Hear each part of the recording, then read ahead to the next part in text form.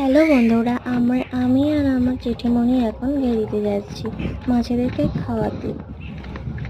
পাশের ঘেরিতে এখন জল শুকিয়ে ফেলা হয়েছে, মাছ ধরে নিয়েছে। আর এই পাশে খুব কচুরি পানা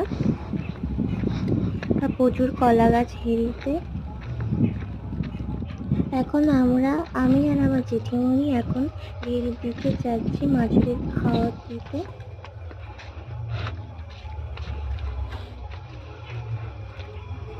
খুব কাদো রাস্তা, এখন আমি যাচ্ছি খুব কলা গাছের বন দিয়ে।